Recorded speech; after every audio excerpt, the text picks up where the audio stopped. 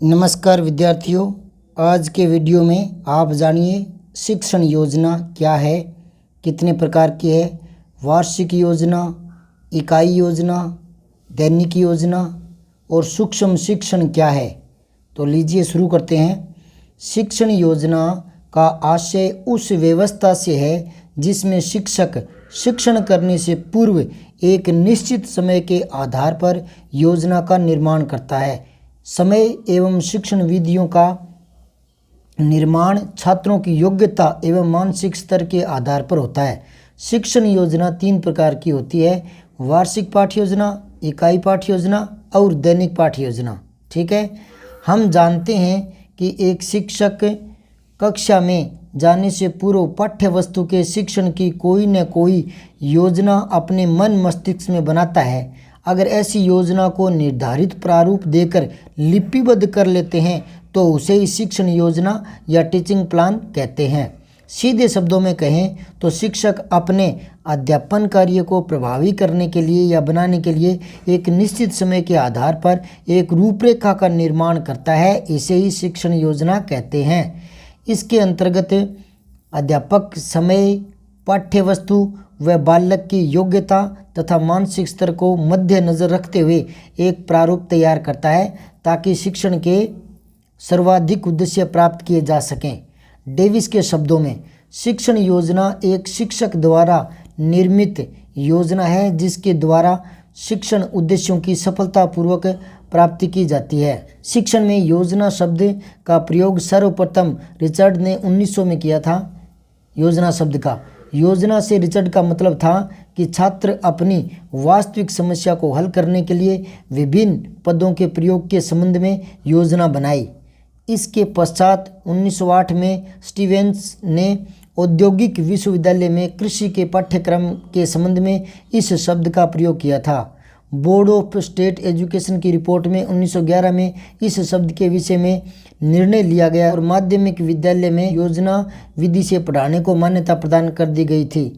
1918 में federal board of vocational education में भी इस विधि का वर्णन मिलता है। वास्तव में योजना विधि डिवी के विचारधारा पर आधारित है। डिवी ने बालक के शिक्षण में प्रयोगात्मक विधि अपनाए जाने पर बल दिया है। उनका मानना है कि शिक्षा के सभी विषयों को एक साथ संबद्ध करके योजनाबद्ध तरीके से पढ़ाया जाना चाहिए। डीवी इस विचारधारा को एक योजना इकाई के रूप में प्रतिपादित करने का श्रेय विलियम किलपिट को जाता है। योजना तो इसकी थी और उसको प्रतिपादित करने का श्रेय किलपैट्रिक को जाता है। एक बेहतर शिक्षण योजना तैयार करने के लिए निम्नलिखित बिंदुओं पर ध्यान देना आवश्यक है। नंबर 1, बच्चों के पूर्व अनुभव क्या है एवं बच्चों का स्तर क्या है। दूसरा, अब क्या सिखाना है और कितना सिखाना है। तीसरा, कैसे सिखाना है और सिखाने की विधि कौन सी है। शिक्षण का अनुमानित समय कितना है, कौन कौन सी सहायक सामग्री की आवश्यकता होगी, कौन सी गतिविधि को सम्मिलित किया जा सकता है। अब देखिए वार्षिक पाठ्य योजना। वार्षिक योजना के अंतर्गत संपूर्ण पाठ्यक्रम को मासिक योजनाओं में विभक्त कर लिया जाता है तथा वर्ष के दिन, कार्य दिवसों की संख्या ज्ञात कर ली जाती है। किस प्रकरण को कितने माह में पूरा करना है यह तय किया जाता है। वार्षिक योजना की विशेषता इस प्रकार है। नंबर 1, समय की बचत होती है। योजना अनुसार पाठ्यक्रम पूरा हो जाता है। उपचारात्मक व निदानात्मक कार्यों में सहायता रहती है। प्रत्येक इकाई के बाद मूल्यांकन संभव है। वार्षिक योजना की बात चल रही है। सत्र पर्यंत कार्यों का नियोजन व व्यवस्थापन हो जाता है। अध्यापन में भी नियमितता आ जाती है। संसाधनों का उचित प्रयोग हो जाता है। वार्षिक योजना को कई उप सत्रों में बांटा जा सकता है। ये वार्षिक योजना के बारे में विशेषताएं थी। अब देखो वार्षिक योजना के दोष, कुछ कमियां भी हो सकती है, उनको देखिए। कुछ विद्वानों ने पाठ योजना को दोष युक्त बताया है, उसकी उपयोगिता पर प्रश्न चिन्ह लगाए हैं। उनके अनुसार वार्षिक योजना के निर्माण में शिक्षकों का समय नष्ट होता है, ये कहना है उनका, जो दोष बताते हैं। पूरे वर्ष की शिक्षण योजना एक साथ बनाकर उसी पर साल भर काम करना पूर्णतः अप्रासंगिक लगता है। ये कुछ मायने में सही बात है, क्योंकि बीच में और बहुत सारी दिक्कतें आ जाती है, कभी छुट्टियां आ जाती है, कभी बच्चे पूरे नहीं हो पाते तो वो उस दिन का काम नहीं हो पाता, तो पहले से ही साल भर का पराक्रम तैयार करके छोड़ लेते हैं तो दिक्कतें आती है। कई बार बीमार हो जाता है, छुट्टी लेनी पड़ती है, या कोई एक्स्ट्रा छुट्टी आती है। वार्षिक योजना में एक प्रकरण के पुनः शिक्षण करने के लिए उचित व्यवस्था नहीं होती, ये भी सही है। यह निम्न स्तर एवं निम्न योग्यता वाले छात्रों के लिए उपयुक्त प्रतीत नहीं होती वार्षिक योजना, क्योंकि सभी बच्चों का स्तर है वो कक्षा में एक जैसा नहीं होता, जबकि वार्षिक योजना एक ढर्रे में बना ली जाती है। अब देखें, शिक्षण योजना और पाठ योजना में अंतर, ये दो शब्द हैं, थोड़ा गौर करें इन पर। शिक्षण योजना और पाठ योजना में अंतर देखिए। नंबर 1, पाठ योजना पूरे पाठ के लिए बनाई जाती है, जबकि शिक्षण योजना पाठ के किसी एक भाग या अंश को लेकर बनाई जाती है। ठीक है। पाठ योजना का निर्माण निश्चित उद्देश्यों को प्राप्त करने के लिए किया जाता है, जबकि शिक्षण योजना का निर्माण निश्चित लर्निंग आउटकम्स को प्राप्त करने के लिए किया जाता है। तीसरा, एक संपूर्ण पाठ के लिए एक ही योजना का निर्माण किया जाता है, जबकि एक पाठ के विभिन्न लर्निंग आउटकम्स को प्राप्त करने के लिए अलग अलग शिक्षण योजनाओं का निर्माण किया जाता है। इसको आप दोबारा रिवर्स करके सुन सकते हैं, ध्यान से सुने। शिक्षण योजना और पाठ योजना में अंतर बहुत ही सुंदर तरीके से बताया है। प्रश्न आ सकता है कि शिक्षण योजना और पाठ योजना में कौन सा अंतर नहीं है, 3 ये दे देगा, एक कोई और दे देगा, है ना। इस तरह से थोड़ा याद रखें। आगे देखें, शिक्षण योजना का प्रारूप। शिक्षण योजना में निम्नलिखित शीर्षक सम्मिलित किए जाएंगे: लर्निंग आउटकम प्रकरण, सीखने सिखाने की सामग्री, सीखने सिखाने की प्रक्रियाएं, गतिविधियां, प्रदत्त जो दिया गया है कार्य यानी गृह कार्य, शिक्षक की आगामी योजना, ये प्रारूप रहता है। शिक्षण योजना का प्रारूप देख लीजिए। दिनांक, कक्षा, विषय और समय, ये ऊपर आपको लिखना है। कौन सी तारीख है, कक्षा कौन सी है, विषय क्या लिया है और कितने समय में वो करवाया जाना है। फिर लर्निंग आउटकम्स, इसमें शिक्षण संबंधी जो परिणाम है वो लिखे जाते हैं। बच्चे कविता के बारे में जान सकेंगे, या कविता का प्रारूप कैसा होता है, उसका वाचन कैसा होता है, कविता गद्य से भिन्न कैसी है, गद्य पद्य को अलग कैसे छांट सकते हैं, कविता की लय तुक क्या है, अगर कविता पढ़ाने जा रहे हैं ना तब दूसरी कविता के माध्यम से तुकबंदी क्या है वो इसमें बताएंगे। ठीक है, ये हमारे आउटकम्स होते हैं। प्रकरण, पाठ या इकाई का नाम, तो इसमें कविता का नाम लिखेंगे, पाठ का नाम लिखेंगे, जो इकाई पढ़ाई जाने वाली है। ठीक है। फिर है आवश्यक संसाधन, इसमें जो सहायक सामग्री है उनका जिक्र करेंगे। अब आगे देखें, शिक्षण अधिगम प्रक्रियाएं या गतिविधियां, तो क्रम संख्या है 1 2 3 इस तरह से बना लेंगे सारणी जब तैयार करेंगे। चरण 3 चरणों में, पहला है शिक्षण के आरंभ में क्या करना है, शिक्षण के दौरान और शिक्षण की समाप्ति पर, यानी आकलन व समेकन, ये आपको भरना है, तैयार करके लिखना है। अनुमानित समय होता है, तो शिक्षण के आरंभ में जो प्रस्तावना है वो 5 मिनट में उसको तैयार किया जाना होता है, और शिक्षण के दौरान आप इसमें 20-25 मिनट का समय ले सकते हैं, और शिक्षण की समाप्ति पर आप 10 मिनट का समय ले सकते हैं। इस प्रकार आप कॉलम बना करके शिक्षण योजना का प्रारूप तैयार कर सकते हैं। शिक्षण के आरंभ में आप जो लर्निंग आउटकम्स है उनसे संबंधित पूर्व ज्ञान कितना है बच्चे को, ये देखेंगे। उनकी रुचि क्या है ये देखेंगे। पूर्व ज्ञान का पता लगा कर ही आप आगे शिक्षण को गति दे सकते हैं। और कविता की बात है तो आप उसमें बच्चों को गोलाकार बिठा करके कविता पर थोड़ी बातचीत की जा सकती है, प्रस्तावना को रोचक बनाया जा सकता है, ये इसमें आ जाएंगे। ठीक है, 5 मिनट का समय रहेगा। फिर है शिक्षण के दौरान, इसमें आप कविता पर आधारित कोई चित्र है उसको दिखा सकते हैं, हाव भाव से कविता को समझा सकते हैं, वाचन कर सकते हैं, सुनाकर समझा सकते हैं, अनुकरण वाचन करवा सकते हैं। ठीक है, चित्रों पर 2-2 4-4 पालकों के समूह बना करके प्रश्नोत्तरी कर सकते हैं। ठीक, और शिक्षण की समाप्ति पर आप प्रश्नोत्तरी कर सकते हैं ताकि पता लग जाए कि बच्चे ने अधिगम कितना किया है। ठीक है। इसके बाद प्रदत्त गृह कार्य असाइनमेंट, तो इसमें आपको चित्रों पर आधारित कोई 4-5 वाक्य लिखने को दे सकते हैं इस तरह से, ठीक है। फिर है शिक्षण योजना पर शिक्षक का स्व आकलन। शिक्षक पूरी शिक्षण अधिगम प्रक्रिया पर अपने अनुभव व बच्चों के सीखने के तरीकों पर टिप्पणी लिखेंगे, ठीक है। कमज़ोर बच्चों पर विशेष ध्यान रखते हुए आगे की योजना बनानी पड़ेगी, ठीक है। तो इस प्रकार ये 6 बिंदु में आपको शिक्षण योजना का प्रारूप बताया गया था। अब देखिए पाठ्य योजना का प्रारूप है, तो उसमें ये बातें ध्यान में रखनी है। पाठ्य योजना में अभी आपको बताया था पाठ्य योजना और शिक्षण योजना में अंतर, तो ये शिक्षण योजना की बातें थी। अब पाठ्य योजना में देखिए सामान्य सूचना होती है, सामान्य उद्देश्य होते हैं, विशिष्ट उद्देश्य होते हैं, शिक्षण सहायक सामग्री होती है, पूर्व ज्ञान होता है, प्रस्तावना होती है, प्रस्तुतिकरण होता है, बोध प्रश्न होते हैं, श्यामपट्ट कार्य होता है, मूल्यांकन होता है, गृह कार्य होता है। ये आपके पाठ्य योजना से संबंधित बातें हैं। फिर है वार्षिक पाठ्य योजना में नंबर 1 उद्देश्यों को रेखांकित करना होता है। आप क्या चाहते हैं, यानी बालक क्या क्या सीखे और निश्चित पाठ्य सामग्री में क्या क्या उद्देश्य पूरा करना चाहेंगे, ये इसमें आते हैं। फिर है आरंभ का विकास कैसे करें, यानी बच्चों में रुचि और विचारशीलता को जगाने के लिए विषय का परिचय रचनात्मक ढंग से करना चाहिए। यह भी जाने कि बालक प्रस्तुत विषय के संबंध में पूर्व में क्या क्या जानता है। बच्चों को क्रियाशीलता में व्यस्त रखने हेतु आप क्या क्या तरीके या क्या क्या विधियां काम में लेंगे, ये बातें आपको ध्यान में रखनी है। मूल बात का स्पष्टीकरण देना, बच्चों का ध्यान केंद्रित करें, विभिन्न शैलियां अपनाएं, विस्तृत चर्चा और स्पष्टीकरण के लिए समय नियोजित करें। बच्चों को पहले स्पष्ट कर दें कि वे आज क्या सीखने जा रहे हैं, ताकि कक्षा छोड़ते समय बच्चे याद रख सकें कि आज उन्होंने क्या सीखा है।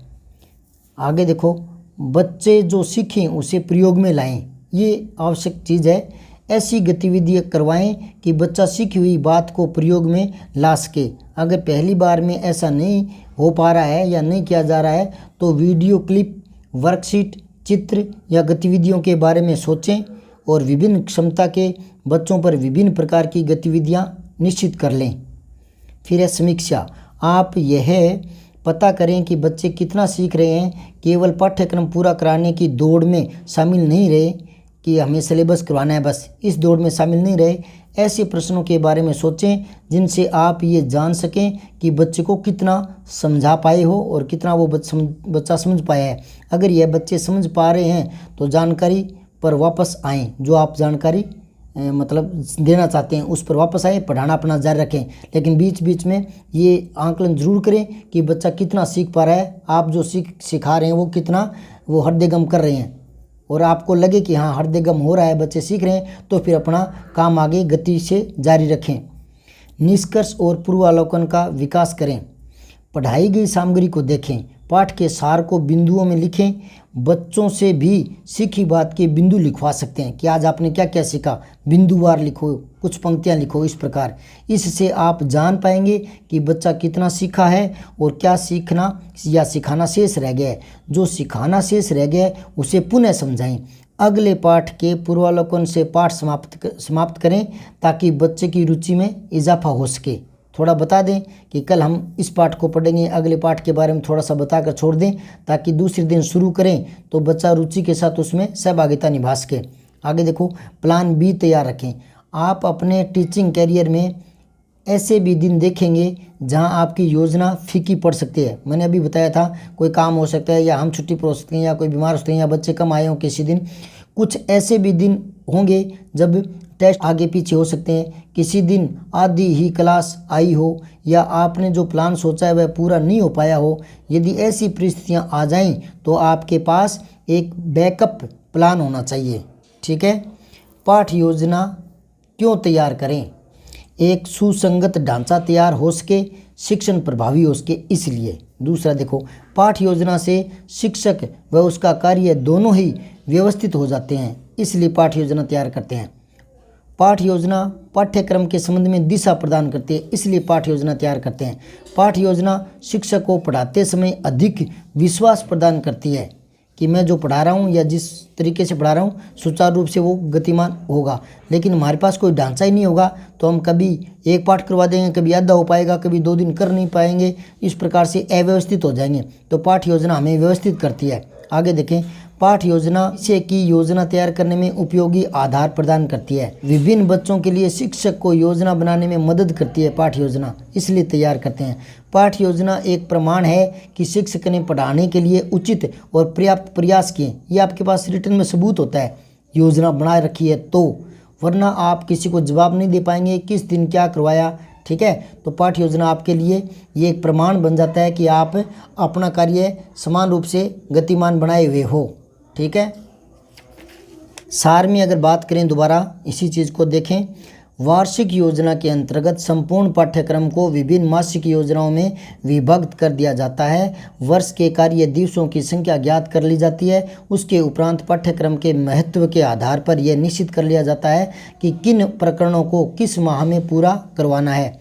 वार्षिक योजना से समय में बचत होती है। शिक्षक योजना अनुसार पाठ्यक्रम पूरा करवा पाता है। उपचारात्मक व निदानात्मक कार्यों में सहायता होती है। प्रत्येक इकाई के बाद मूल्यांकन संभव हो जाता है। सत्र पर्यंत कार्यों का नियोजन व्यवस्थापन हो जाता है। अध्यापन में नियमितता आ जाती है। संसाधनों का उचित प्रयोग भी हो जाता है। वार्षिक योजना को कई उप सत्रों में बांटा जा सकता है। अब आते हैं इकाई पाठ योजना पर। वो तो थी वार्षिक पाठ योजना, अब है इकाई पाठ योजना। इकाई पाठ योजना को प्रस्तुत करने का श्रेय H.C. मॉरिसन को जाता है। इसके अंतर्गत शिक्षण की जाने वाली विषय वस्तु को विभिन्न इकाइयों में बांट लिया जाता है। इकाई योजना की बात चल रही है, तथा उसे पूर्ण करने के लिए निश्चित समय सीमा निर्धारित कर ली जाती है। इकाई पाठ योजना में कई दैनिक पाठ योजनाएं आ जाती है, इसको आप याद रखें। ठीक है, इकाई पाठ योजना में कई दैनिक जो पाठ योजनाएं बनाते हैं ना हम, वो इकाई योजना में आ जाती है। अर्थात प्रत्येक दैनिक पाठ योजना इकाई पाठ योजना का अंग होती है। CV गुंड ने लिखा है कि इकाई किसी पाठ्यक्रम, पाठ्य पुस्तक, विषय क्षेत्र या विशेष रूप से सामाजिक अध्ययन, प्रयोगात्मक कलाओं एवं विज्ञान विषयों का एक बड़ा उपभाग या उपविभाग होता है। इकाई किसी समस्या या योजना से संबंध जोड़ने वाली क्रियाओं की समग्रता या एकता को प्रकट करती है। ये थॉमस एम रिस्क का कथन है। ठीक है, क्या लिखा है थॉमस एम रिस्क ने कि इकाई किसी समस्या या योजना से संबंध जोड़ने वाली क्रियाओं की समग्रता या एकता को प्रकट करती है, उसे ही इकाई योजना कहते हैं। अब आगे देखें, इकाई विधि में सर्वप्रथम हर्बर्ट ने जो योजना प्रस्तुत की थी उसे हर्बर्ट की पंचपदी कहा जाता है। इसके बारे में आपने सुना होगा पहले। उसके शिष्यों ने इस पद्धति को विकसित किया है। अन्य विषयों की भांति संस्कृत शिक्षण करते समय भी इसका उपयोग किया जाने लगा। इसमें 5 पदों द्वारा पाठ के शिक्षण का विधान किया गया है। ये इस प्रकार हैं, यानी जो हर्बर्ट की पंचपदी है ना, उनके द्वारा देखें जो मुख्य बातें। प्रस्तावना 1 नंबर, यह छात्रों के पूर्व ज्ञान से संबंधित होती है। इसमें पढ़ाए जाने वाले पाठ को संबद्ध करने के लिए कुछ सरल प्रश्न पूछे जाते हैं जो परस्पर संबंधित होते हैं। यदि प्रस्तावना सफल रहती है तो पाठ की सफलता के अवसर भी बढ़ जाते हैं। विषयोत्थापन यानी प्रस्तुतिकरण, इस सोपान में उद्देश्य कथन के साथ विषय का प्रस्तुतिकरण किया जाता है। प्रत्येक विधा को पढ़ाते समय विषयोत्थापन अलग अलग ढंग से किया जाना चाहिए। तुलना, जिन जिन स्थलों पर कठिनाई आती है पढ़ाते समय, उन शब्दों या उन भावों को स्पष्ट करने के लिए दृश्य या श्रव्य सामग्री का प्रयोग किया जाता है तथा तुलना करवाते हुए विषय स्पष्ट किया जाता है।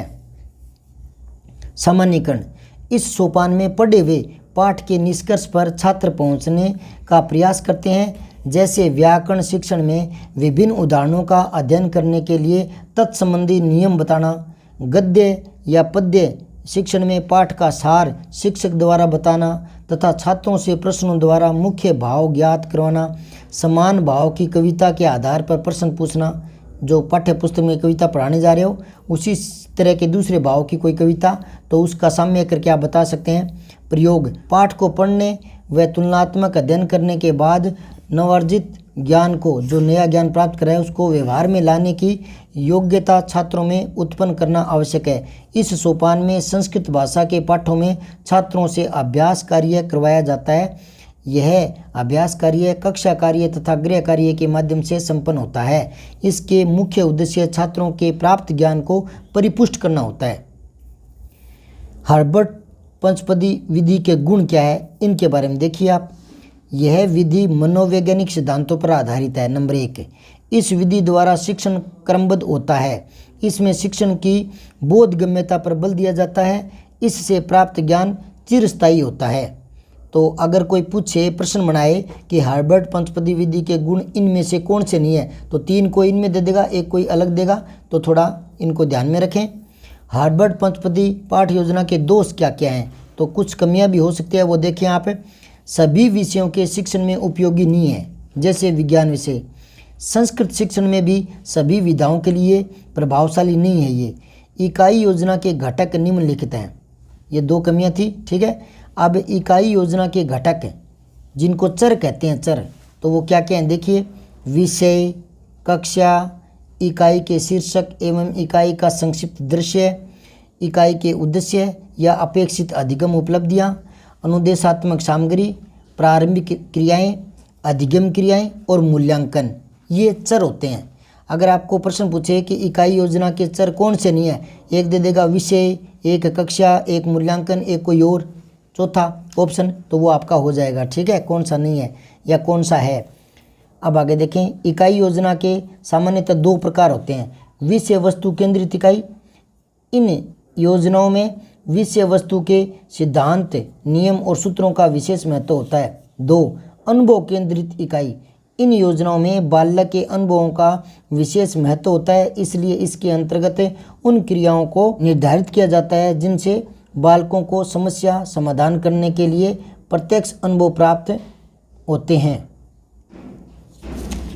इकाई योजना निर्माण के सिद्धांत। इकाई योजना का निर्माण निम्न सिद्धांतों पर आधारित होता है। वो सिद्धांत देखिए। इकाई का सिद्धांत, एकरूपता का सिद्धांत, गतिशीलता का सिद्धांत, रुचि का सिद्धांत, मनोवैज्ञानिकता का सिद्धांत। इकाई योजना के शिक्षक के पद, ये पद देखिए, मॉरिसन द्वारा प्रतिपादित शिक्षक पद निम्नलिखित हैं। नंबर 1, खोज। इसके अंतर्गत शिक्षक इस बात का पता लगाता है कि इकाई के संबंध में छात्रों को पूर्व ज्ञान कितना है। शिक्षक छात्रों के पूर्व ज्ञान की खोज निम्न युक्तियों से कर सकता है, जैसे लिखित परीक्षा द्वारा, जैसे मौखिक प्रश्न पूछ करके, जैसे विचार विमर्श करके। इन 3 प्रकार से छात्रों से उसका पूर्व ज्ञान ज्ञात किया जा सकता है। दूसरा है प्रस्तुतिकरण। इस पद के अंतर्गत शिक्षक इकाई की विषय वस्तु को छात्रों के समक्ष बातचीत या कथन के द्वारा प्रस्तुत करता है। इसके बाद वह प्रश्नों द्वारा यह जानने का प्रयास करता है कि छात्र इकाई की विषय वस्तु को समझ गए हैं या नहीं। यदि छात्र नहीं समझ पाए हैं तो शिक्षक उनको पुनः प्रस्तुत करेगा। शिक्षक अगले पद पर तब तक नहीं जाएगा जब तक छात्र इस पद की विषय वस्तु को पूर्णतः समझ नहीं लेते। फिर है आत्मीकरण। इस पद पर छात्रों को इकाई की विषय वस्तु को आत्मसात करने का अवसर प्रदान किया जाता है। इस सोपान में छात्र निम्नलिखित माध्यम से विषय वस्तु आत्मसात कर सकते हैं, जैसे अध्ययन करके, लिख करके, एक दूसरे से बातचीत करके, शिक्षक से परामर्श करके, ठीक है। फिर है संगठन। इस पद में छात्र इकाई की विषय वस्तु को व्यवस्थित रूप से लिख करके ज्ञान को संगठित करता है। यदि वे ऐसा करने में सफल होते हैं तो शिक्षक ये समझ लेते हैं कि इकाई की विषय वस्तु को भली भांति बच्चे समझ गए हैं। वाचन। इस पद के अंतर्गत निम्नलिखित 2 विधियाँ आती है। एक तो है आदर्श विधि, इसको वास्तविक विधि भी कहते हैं। आदर्श विधि के अनुसार प्रत्येक छात्र को इकाई की विषय वस्तु को कक्षा के समक्ष उसी प्रकार प्रस्तुत करना पड़ता है जिस प्रकार शिक्षक ने प्रस्तुत की थी।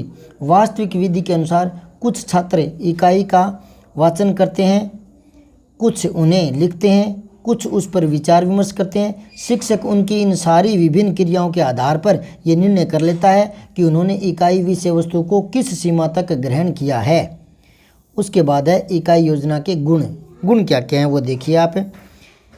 इस योजना में शिक्षा के उद्देश्य को सरलता से प्राप्त किया जा सकता है। बालकों में विषय के प्रति रुचि पैदा की जा सकती है। सहयोग, विनम्रता, नेतृत्व, सहकारिता, धैर्य, सहनशीलता आदि गुणों का विकास इस विधि से छात्रों में किया जा सकता है। इसमें छात्रों की योग्यता, मानसिक स्तर के अनुरूप पाठ्य योजना का निर्माण किया जाता है। इसमें ज्ञान को क्रमबद्ध व संगठित रूप से प्रस्तुत किया जाता है। विविध शिक्षण विधियों का समावेश इसमें होता है। इसमें शिक्षक द्वारा शिक्षण में प्रयुक्त शिक्षण सामग्री का पूर्व में ही निर्माण कर लिया जाता है। यह पाठ्य योजना मनोवैज्ञानिक सिद्धांतों पर आधारित होती है। यह शिक्षा को अधिक रोचक बना देती है। इससे बच्चों में सक्रियता बनी रहती है। इकाई योजना के दोष, इतने गुण होने के बाद कुछ दोष भी हैं, वो देखिए। इकाई योजना के निर्माण में अनावश्यक रूप से समय नष्ट होता है। निश्चित समय में पाठ्यक्रम पूरा नहीं होता। इकाई पाठ्य योजना के पाठ के पुनः शिक्षण की इसमें कोई व्यवस्था नहीं है। ये 3 छोटी छोटी कमियां हैं। फिर है दैनिक पाठ्य योजना। पाठ्य योजना शिक्षण का ऐसा लेखा जोखा है जिसमें अध्यापक द्वारा उद्देश्यों, पाठ्य सामग्री के बिंदुओं, शिक्षण विधियों, शिक्षण सहायक सामग्री, छात्र क्रियाओं, पुनरावृत्ति, मूल्यांकन आदि का निर्धारण किया जाता है। इसे ही दैनिक पाठ्य योजना कहते हैं। दैनिक पाठ्य योजना को सर्वप्रथम जोहान फ्रेडरिक हर्बर्ट ने प्रस्तुत किया था। इसमें शिक्षक शिक्षण करने से पूर्व उस विषय से संबंधित पाठ्य योजना समय, छात्रों के मानसिक स्तर एवं योग्यता के आधार पर तैयार करता है। दैनिक पाठ्य योजना की बात चल रही है। अब आगे देखें दैनिक पाठ्य योजना का महत्व क्या है, तो कुछ बिंदु देखें। कक्षा में शिक्षक क्रियाओं, सहायक सामग्री व उनका प्रयोग कैसे किया जाता है, इसका निर्णय पाठ्य योजना में करता है ताकि पूर्ण आत्मविश्वास के साथ शिक्षण किया जा सके। शिक्षक पाठ्य योजना की सहायता से पाठ संबंधी उद्देश्यों का निर्धारण करता है। उद्देश्यों पर आधारित पाठ्य योजना होने पर बेकार की बातों में समय नष्ट नहीं होता। पहले से अगर निर्धारित कर लेते ना तो बीच की जो बातें होती है उसमें समय नष्ट नहीं होता, क्योंकि उसके सम्मुख शिक्षण उद्देश्य पहले से तय होते हैं, इसलिए ज़्यादा समय नहीं होता। और हम कोई योजना बनाएंगे नहीं तो उद्देश्य धूमिल रहेंगे, तो फिर हम सही नहीं चल पाएंगे। पाठ्य योजना में नवीन ज्ञान को पूर्व ज्ञान से जोड़कर प्रस्तुत किया जाता है, जिससे पाठ रोचक बन जाता है और सरल बन जाता है। पाठ्य योजना के द्वारा छात्रों को क्रमबद्ध एवं व्यवस्थित ज्ञान प्राप्त किया जा सकता है। पाठ्य योजना से उभरने वाली समस्याओं का समाधान शिक्षक पूर्व में ही सोचकर शिक्षण तैयार करता है, ताकि शिक्षण के दौरान किसी भी प्रकार की समस्या का सामना न करना पड़े। और पहले हम कुछ तय ही नहीं करेंगे, सीधे ही शिक्षण कराने में चले जाएंगे, तो फिर वो व्यवस्थित नहीं हो पाएगा। कक्षा शिक्षण के समय अध्यापक किसी भी चीज़ को नहीं भूलता, क्योंकि वह पूर्ण तैयारी के साथ आता है। ये लाभ होता है। पाठ्य योजना द्वारा छात्रों के तर्क वितर्क करने, निर्णय लेने एवं कल्पना शक्ति के विकास का अवसर मिल जाता है। दैनिक पाठ्य योजना के गुण, ये पहले भी गुण ही थे और अलग से गुण देख लीजिए। दैनिक पाठ्य योजना के प्रमुख गुणों को निम्नलिखित रूप से स्पष्ट किया जा सकता है। नंबर 1, दैनिक पाठ्य योजना से समय व शक्ति की बचत होती है, क्योंकि शिक्षक पाठ्य योजना के द्वारा ही अपने शिक्षण को सरल और प्रभावी बना लेता है।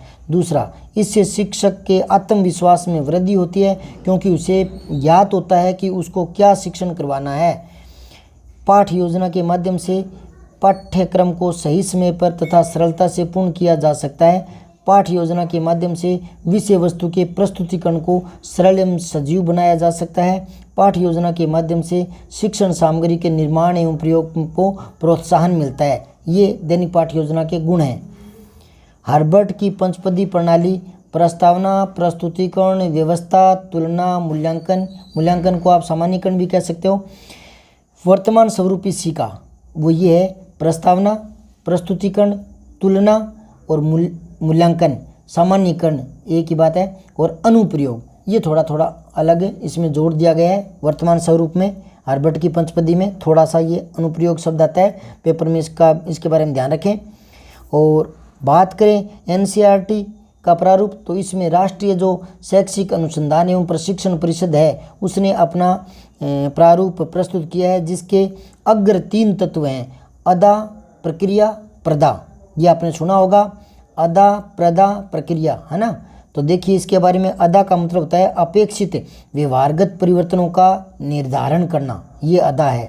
प्रक्रिया, अध्यापक तथा छात्रों की जो क्रियाएं आती है वो प्रक्रिया में आ जाती है। फिर प्रदा, इसका मतलब होता है बालकों के व्यवहारगत परिवर्तन जो है उसका। दैनिक पाठ योजना हेतु आवश्यक बातें। कोई भी सफल शिक्षण निम्नलिखित बातों पर निर्भर करता है। नंबर 1, अध्यापक जिस प्रकरण से संबंधित पाठ योजना तैयार कर रहा है उसे उसकी पूर्ण जानकारी होनी चाहिए। दूसरा, पाठ योजना में उद्देश्यों का परिभाषीकरण अवश्य होना चाहिए, क्योंकि उद्देश्यों की प्राप्ति ही तो पाठ योजना का मुख्य ध्येय होता है ना। अध्यापक को अपने शिक्षण में नवीन तकनीकियों एवं पद्धतियों का ज्ञान होना चाहिए। पाठ योजना व्यक्तिक भिन्नता के सिद्धांत पर आधारित होनी चाहिए। पाठ योजना में मनोवैज्ञानिक सिद्धांतों का ध्यान रखा जाना चाहिए। पाठ योजना से संबंधित पाठ के महत्वपूर्ण तथ्य और उदाहरण निहित होने चाहिए। प्रस्तावना के प्रश्न पूर्व ज्ञान से संबंधित होने चाहिए, स्पष्ट होने चाहिए, सरल होने चाहिए, संक्षिप्त होने चाहिए और क्रमबद्ध होने चाहिए। पाठ को 2 या 3 शिक्षण बिंदुओं में विभक्त कर लिया जाना चाहिए। वेस्टवे कहते हैं कि शिक्षक को पाठ योजना का दास नहीं होना चाहिए, ये याद रखें, ठीक है। दैनिक पाठ योजना निर्माण के पद या चरण। तो देखो, दैनिक पाठ योजना के निर्माण में निम्नलिखित पदों का समावेश किया जाता है। नंबर 1, पाठ योजना की क्रम संख्या, दिनांक। जो पाठ योजना बनाते हैं ना, दैनिक पाठ योजना, उसमें ये बातें आपको ध्यान में रखनी है। क्या क्या आता है देखो, पाठ योजना का क्रम संख्या, दिनांक, कक्षा या वर्ग, कालांश और अवधि, कितने समय का वो पीरियड है आप लेना जा रहे हो वो अवधि, 40 मिनट जैसे। विषय, उप विषय या प्रकरण, विद्यालय का नाम, छात्राध्यापक का नाम, सामान्य उद्देश्य, विशिष्ट उद्देश्य, अधिगम सामग्री, पूर्व ज्ञान, प्रस्तावना, उद्देश्य कथन, प्रस्तुतिकरण, विकासात्मक प्रश्न, बोध प्रश्न, श्यामपट्ट सारांश। श्यामपट्ट मतलब ब्लैक बोर्ड, उस पर क्या कुछ लिखा है आपने सिखाया है। और पुनरावृत्ति प्रश्न एवं मूल्यांकन कार्य और गृह कार्य, ये एक दैनिक पाठ योजना के तत्व हैं, याद रखें इस चीज़ को, ठीक है। आगे देखो, परिचयात्मक विवरण। इसमें पाठ योजना की क्रम संख्या, दिनांक, कक्षा, वर्ग, कालांश, अवधि, विषय, प्रकरण, विद्यालय का नाम, छात्राध्यापक का नाम आदि सूचनाओं का उल्लेख सर्वप्रथम करना होता है। प्रकरण, इसमें क्या करना होता है, छात्राध्यापक को पाठ का प्रकरण अवश्य लिखना चाहिए। प्रकरण में पाठ का केंद्रीय भाव छुपा रहता है, यह हो सके इतना अधिक संक्षिप्त होना चाहिए। फिर है सामान्य उद्देश्य। प्रत्येक विद्यालय विषय के अलग अलग उद्देश्य होते हैं, ये सभी पाठों में एक समान रहते हैं। पाठ योजना में शिक्षण के सामान्य उद्देश्यों का उल्लेख किया जाता है। विशिष्ट उद्देश्य, ये सामान्य उद्देश्यों पर आधारित होते हैं, लेकिन विशिष्ट उद्देश्य प्रकरण से संबंधित होते हैं। विशिष्ट उद्देश्य यानी प्राप्य उद्देश्य, जो प्राप्त किए जाने वाले हैं। ज्ञानात्मक उद्देश्य भावात्मक या क्रियात्मक किसी भी क्षेत्र के हो सकते हैं, इन्हें व्यावहारिक शब्दावली में लिखना चाहिए। फिर है अधिगम सामग्री। अधिगम सामग्री वह साधन है जिसके द्वारा पाठ को प्रभावी बनाया जाता है। शिक्षण में आवश्यक अधिगम सहायक सामग्री का प्रयोग अपेक्षित है, इसके प्रयोग में गंभीरता रखनी चाहिए। फिर है पूर्व ज्ञान। छात्रों के पूर्व ज्ञान को नवीन ज्ञान से जोड़ना चाहिए और प्रत्येक पाठ योजना में जो कुछ बालक का पूर्व ज्ञान है उसे लिख लेना चाहिए। पूर्व ज्ञान के आधार पर पाठ का आरंभ होता है। प्रस्तावना, पाठ का आरंभ प्रस्तावना से होता है। इसके निम्नलिखित उद्देश्य हैं प्रस्तावना के, क्या क्या, प्रश्नों की सहायता से पूर्व ज्ञान की जांच करना, छात्रों को नवीन ज्ञान प्राप्त करने के लिए प्रभावोत्पादक वातावरण उत्पन्न करना, अर्थात पाठ या प्रकरण की ओर ध्यान केंद्रित करना, छात्रों को नवीन ज्ञान ग्रहण करने को तैयार करना, अंतिम प्रश्न का समस्यात्मक होना। यह आवश्यक नहीं है कि पाठ प्रश्नों से ही शुरू किया जाए। शिक्षक शिक्षण सहायक सामग्री, कहानी, कविता, उदाहरण आदि से पाठ को आरंभ कर सकता है। प्रश्न से प्रस्तावना निकालते समय ध्यान रखा जाना चाहिए कि प्रश्नों में क्रमबद्धता व तारतम्यता हो तथा प्रश्न पूर्व ज्ञान पर आधारित हो।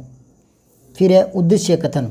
प्रस्तावना के समस्यात्मक प्रश्न के तुरंत बाद उद्देश्य कथन को स्पष्ट कर देना चाहिए। प्रस्तुतिकरण, पाठ के प्रस्तुतिकरण के लिए छात्राध्यापक को पाठ एवं उप विषय के अनुसार शिक्षण विधियों का प्रयोग करना चाहिए एवं शिक्षक सहायक सामग्री का प्रयोग करना चाहिए। विकासात्मक प्रश्न, पाठ के विकास में प्रश्न महत्वपूर्ण भूमिका निभाते हैं। ये प्रश्न भी पूर्व ज्ञान से संबंधित होते हैं और पाठ के विकास में सहयोग प्रदान करते हैं। बोध प्रश्न, शिक्षण बिंदु के प्रस्तुतिकरण के बाद उसकी प्रभावशीलता का पता करने के लिए इस तरह के प्रश्नों का प्रयोग किया जाता है। बोध प्रश्नों का समझ गए, बोध प्रश्न क्यों किए जाते हैं। फिर है श्यामपट्ट सारांश, शिक्षक प्रत्येक शिक्षण बिंदु की व्याख्या के पश्चात बोध प्रश्न करे तथा छात्रों द्वारा दिए गए उत्तरों की सहायता से श्यामपट्ट सारांश लिखना चाहिए। पुनरावृत्ति और मूल्यांकन प्रश्न, पाठ करने के बाद उस पर प्रश्न करना भी आवश्यक है। पुनरावृत्ति पद का मुख्य ध्येय छात्रों द्वारा अर्जित किए ज्ञान की जांच करना है। अध्यापक को यह पता चल जाता है कि शिक्षण में उसे कहाँ तक सफलता प्राप्त हुई है। कक्षा शिक्षण में मौखिक प्रश्न पूछे जाते हैं। अध्याय जिस दिन समाप्त होता है उस दिन की पाठ योजना में पुनरावृत्ति प्रश्नों के बाद पूरे अध्याय से संबंधित कुछ महत्वपूर्ण तथ्यों पर वस्तुनिष्ठ व निबंधात्मक या दोनों प्रकार के प्रश्न लिखित या मौखिक प्रश्न पूछ लिए जाते हैं। इस तरह मूल्यांकन किया जाता है। गृह कार्य, यह अंतिम पद है। इसका मुख्य ध्येय पाठ की समाप्ति के बाद छात्रों को गृह कार्य के लिए कुछ कार्य दिए जाते हैं। अब आइए सूक्ष्म शिक्षण, माइक्रो टीचिंग, इसके बारे में पढ़िए।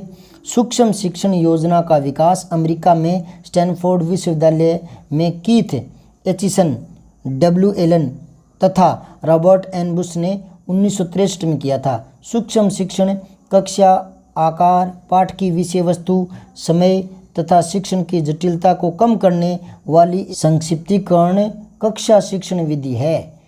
ये एलन ने कहा है। दोबारा सुनिए, एलन क्या कहता है कि सूक्ष्म शिक्षण कक्षा आकार, पाठ की विषय वस्तु, समय तथा शिक्षण की जटिलता को कम करने वाली संक्षिप्तीकरण कक्षा शिक्षण विधि है। एलन के अनुसार सूक्ष्म शिक्षण समस्त शिक्षण को लघु क्रियाओं में बांटना है। ये भी सरल शब्दों में एलन का कहना है। सूक्ष्म शिक्षण विधियाँ वीडियो टेप फीडबैक के प्रयोग से प्रमुख कौशलों के विकास को संकुचित रूप से जानने के लिए प्रयोगात्मक विधि की एक प्रणाली है। ये पीक व टक्कर ने कही है सूक्ष्म शिक्षण के बारे में अपनी बातें। फिर आगे देखें, सूक्ष्म अध्यापन कृत्रिम वातावरण में अध्यापन का एक रूप है जो शिक्षण की जटिलताओं को कम करता है तथा पृष्ठपोषण प्रदान करता है। ये मैकलॉड व अनविन ने लिखा है सूक्ष्म शिक्षण के बारे में। और देखिए बीके पासी ने क्या लिखा है, सूक्ष्म शिक्षण एक प्रशिक्षण तकनीक है जो छात्र अध्यापकों से अपेक्षा रखती है कि वे किसी तथ्य को थोड़े से छात्रों को कम समय में किसी विशिष्ट शिक्षण कौशल के माध्यम से शिक्षण दे। ये बीके पासी ने लिखा है। छात्र अध्यापक समझ गए आप, जो बीएड कर रहे हैं, बीएसटीसी कर रहे हैं, है ना, उनको ट्रेनिंग करने के लिए। आगे देखें, संक्षेप में बात करें तो इस प्रारूप में सूक्ष्म शिक्षण में पाठ योजना को संक्षिप्त रूप में प्रस्तुत किया जाता है। सूक्ष्म शिक्षण योजना के 5 पद होते हैं, याद रखें, जिनका नियोजन इस प्रकार किया जाता है। पहला देखो, शिक्षण की अवधि, ये 6 मिनट होती है। फिर प्रतिपुष्टि यानी फीडबैक, ये 6 मिनट के लिए। फिर पुनः योजना, उसको 12 मिनट के लिए। फिर है पुनः शिक्षण, वो 6 मिनट के लिए। फिर पुनः प्रतिपुष्टि, ये क्रम चलता है, ये भी 6 मिनट के लिए। ठीक है, इनको ध्यान में रखें, इंपॉर्टेंट चीज़ है। आगे देखें, सूक्ष्म योजना का जनक एलन है, ये याद रखें आप, प्रश्न आ सकता है। माइक्रो टीचिंग यानी सूक्ष्म शिक्षण शिक्षण प्रक्रिया का संकुचित रूप होता है जिसमें छात्रों की संख्या व समय की अधिकता को कम किया जाता है। इसका निर्माण छात्रों में शिक्षण कौशल को विकसित करने के लिए किया जाता है। जब छात्र अध्यापक शिक्षण के दौरान शिक्षण कार्य करते हैं तो उस समय उनके सामने छात्रों की उपस्थिति 5 या 6 ही होनी चाहिए कम से कम। इसमें छात्र अध्यापकों में एक एक करके शिक्षण कौशल का ज्ञान करवाया जाता है। क्योंकि संख्या कम होती है तो समय मिल जाता है, प्रत्येक के लिए थोड़ा थोड़ा समय देकर उनको कौशल दिया जाता है। एक समय में केवल एक ही कौशल करवाया जाता है। कौशल कुछ तरह के इस प्रकार हो सकते हैं, जैसे श्यामपट्ट कौशल, पुनर्बलन कौशल, प्रस्तावना कौशल, व्याख्या कौशल, उद्दीपन कौशल। ठीक है, तो ये कोई भी एक समय में एक साथ, या तो पहली बार में श्यामपट्ट कौशल सिखाया जाए या प्रस्तावना कौशल का अभ्यास करवाया जाए, तो एक बार में एक ही। ठीक है, सूक्ष्म शिक्षण की विशेषताएं देख लीजिए। यह कम समय में अधिक गुणवत्ता प्रदान करने की प्रविधि है। सूक्ष्म शिक्षण एक व्यक्तिगत शिक्षण है। सूक्ष्म शिक्षण में एक समय में एक ही कौशल का विकास करने का लक्ष्य रखा जाता है। इसमें छात्रों की संख्या की कटौती करके 5 या 6 तक कर दी जाती है। सूक्ष्म शिक्षण में समय की अवधि को भी कम कर दिया जाता है, 5 से 10 मिनट तक रखा जाता है। इसमें उचित एवं तत्काल प्रतिपुष्टि की व्यवस्था होती है। सूक्ष्म शिक्षण की उपयोगिता। सूक्ष्म शिक्षण के द्वारा छात्र अध्यापकों में आसानी से कौशलों का विकास किया जा सकता है। इसमें प्रशिक्षण की गुणवत्ता में वृद्धि होती है। सूक्ष्म शिक्षण के द्वारा उत्तम शिक्षण का निर्माण किया जाता है। इसके द्वारा छात्रों का वस्तुनिष्ठ मूल्यांकन किया जाना संभव है। फिर है सूक्ष्म शिक्षण में सावधानियां। वो क्या है वो देखो। छात्र अध्यापक को शिक्षण शुरू करने से पहले पाठ योजना का निर्माण कर लेना चाहिए। एक समय में एक ही शिक्षण कौशल का विकास होना चाहिए। जब छात्र अध्यापक शिक्षण कर रहे हैं तो उनको उचित प्रतिपुष्टि और प्रशंसा करनी चाहिए ताकि उनके आत्मविश्वास में वृद्धि हो सके। उनके द्वारा पाठ्य वस्तु को क्रमबद्ध तरीके के साथ व्यवस्थित करना चाहिए। सूक्ष्म शिक्षण में छात्र अध्यापकों को उचित सुझाव भी देवें, अन्यथा उनके मनोबल में कमी आ सकती है। तो ये सूक्ष्म शिक्षण के बारे में थी। अब कल से मैं शिक्षण वीडियो पर आऊँगा। उससे पहले शिक्षण क्या है, शिक्षण के उद्देश्य क्या है, वो सारी 2 वीडियो मैंने बना दिए हैं। ये तीसरा है। अब मैं शिक्षण वीडियो पर चलूँगा, तो आप तीनों पीछे के जो नहीं देखे हैं तो उनकी सामग्री आपको मतलब ये गूगल पर मिल जाएगी। मैं लिंक डाल दूंगा और नीचे वीडियो भी आप देख सकते हैं, लिंक है उनका। अब आगे वाले जो वीडियो हैं 2 बने या 3 बने, उनमें हिंदी की शिक्षण विधियाँ करवाऊँगा। तो आप जुड़े रहें, देखते रहें। ठीक है, धन्यवाद। सब्सक्राइब करके बेल आइकन ज़रूर दबाएँ।